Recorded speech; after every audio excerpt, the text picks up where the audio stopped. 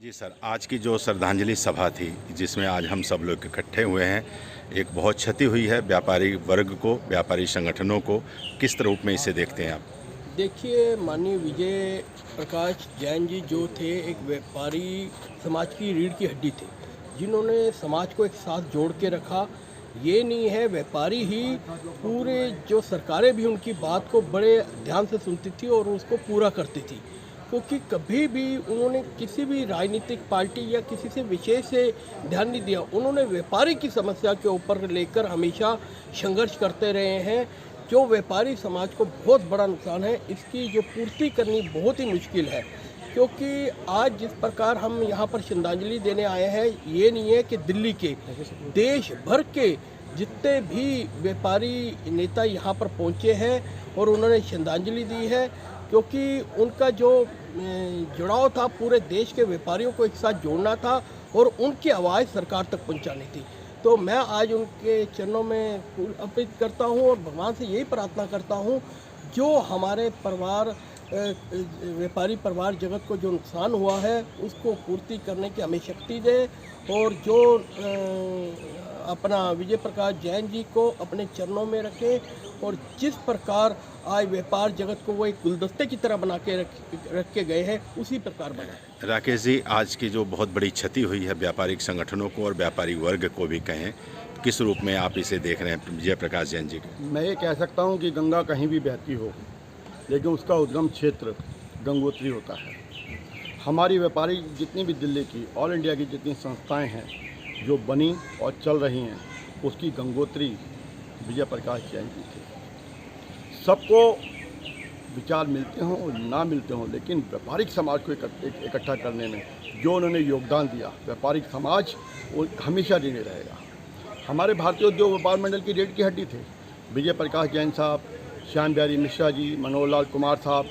ये 2-3 साल के अंदर चले गए, हमारी रीढ़ की हड्डी टूट गई। ऐसा लगा जैसे मकान की छत उड़ जाती है, इस तरीके से उड़ रहे हैं। लेकिन असली श्रद्धांजलि सभी व्यापारियों की ये होगी विजय प्रकाश जैन जी को, मनोहर लाल कुमार साहब को, श्याम बिहारी मिश्रा जी को, अपने सबक दिवंगत व्यापारिक नेताओं को, कि जो उन्होंने खूबसूरत गुलदस्ता पृथ्वी वासुदेव कुटुंबम को लेकर समस्त सृष्टि को एक रखा, सभी धर्मों के लोगों को लिया, सभी जातियों को लिया और व्यापारिक जगत को इकट्ठा किया। हम सब लोग तन से, मन से, धन से उनके सपनों को साकार करें और इस खूबसूरत गुलदस्ते को बिखरने न दें। यही श्रद्धांजलि होगी जैन साहब के प्रति, और जैन साहब को परमात्मा भगवान वासुदेव कृष्ण से प्रार्थना करता हूँ, अपने ही चरणों में स्थान दे और हमें उनके बताए गए रास्ते पर चलने की शक्ति दे। यही प्रभु से प्रार्थना है। जैन साहब अपने संस्कारों के रूप में हमेशा हमारे रूप में होंगे। जीना मरना प्रभु के हाथ में है, प्रभु अपने चरणों में स्थान दे, लेकिन संस्कारों के रूप में हमें हमेशा प्रकाशित करते रहेंगे। यही प्रभु से प्रार्थना भी है और सभी व्यापारिक सभाएं से अपील भी है कि इधर उधर भटकाव ना हो, व्यापारिक हितों के लिए संघर्ष करें। यही श्रद्धांजलि हो। जी सर, अपना नाम बता दें और आज का जो यहाँ पर एक प्रेरणा सभा के रूप में मनाया गया है, उस पर क्या कुछ कहना चाहेंगे विजय प्रकाश जैन जी के? मेरा नाम पवन कुमार है। मैं भारतीय उद्योग व्यापार मंडल का राष्ट्रीय संयोजक हूँ। भारतीय उद्योग व्यापार मंडल के राष्ट्रीय अध्यक्ष श्री विजय प्रकाश जैन जी का जो निधन हुआ है, अत्यंत ही दुखद समाचार है परिवार के लिए, समाज के लिए और विशेषकर भारतीय उद्योग व्यापार मंडल के लिए। अगर मैं कहूँ कि मनोहर लाल कुमार जी और पंडित श्याम बिहारी मिश्रा जी भारतीय उद्योग व्यापार मंडल का चेहरा थे, तो इसमें आत्मा जरूर विजय प्रकाश जैन जी थे, क्योंकि जो लगाव उनका और जो जुड़ाव उनका जितने वर्षों से था भारतीय उद्योग व्यापार मंडल से, वो अनुकरणीय है। उन्होंने हमेशा व्यापारियों के कल्याण के लिए काम किया और पीछे रहकर काम किया। वो कोई नेता नहीं थे। उनका तो ये था कि चलिए पवन जी आइए, आप आइए, राकेश जी आप आइए। मतलब इतना बेहतरीन व्यक्तित्व, इतने संयम से भरपूर, इतनी सादगी, और उनकी एक चिर परिचित आवाज़ होती थी, नमस्कार प्रधान जी।